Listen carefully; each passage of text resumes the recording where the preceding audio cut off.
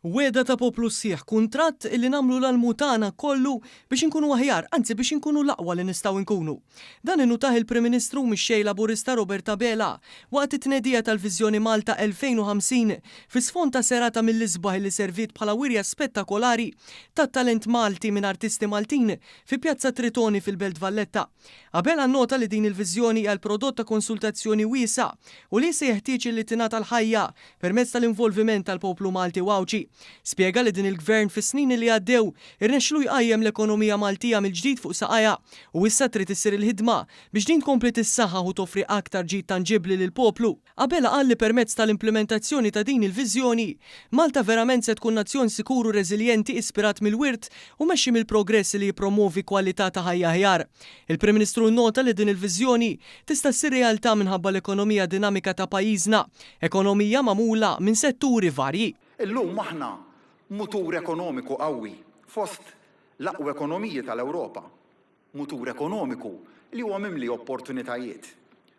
Huwa propju għalhekk għaliex aħna pajjiż ta' suċċess li issa nistgħu nitilgħu għal-livell li jmiss.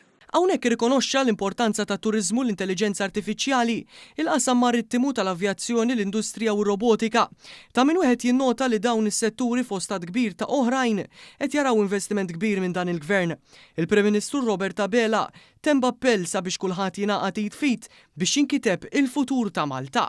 Malta mimlija bħolm u tama illi ma tintemm qatt. Din hija l-bażi tal-Viżjoni Malta 2050.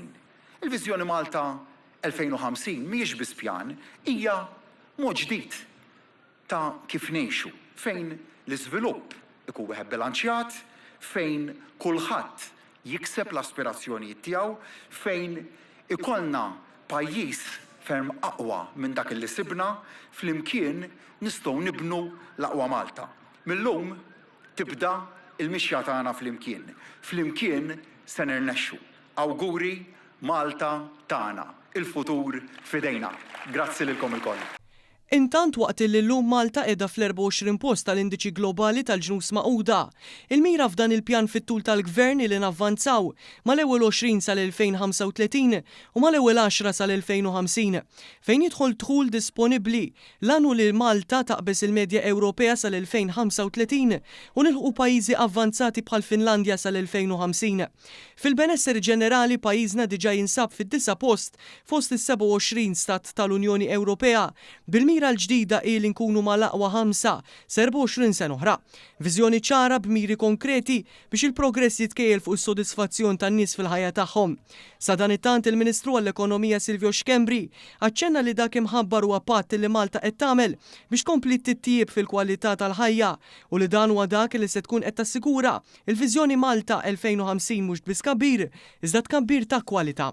U allura 24 sena oħra it-tfal tagħna f'liema Malta irridu li jgħixu. Malta aktar b'saħħitha, aktar sinjura, mhux ovvja. Però mhux biss. Fuq kollox irridu Malta fejn jgħixu aħjar. Għalhekk it-tibdil fil-ħsieb minn tkabbir għal kwalità ta' ħajja aħjar.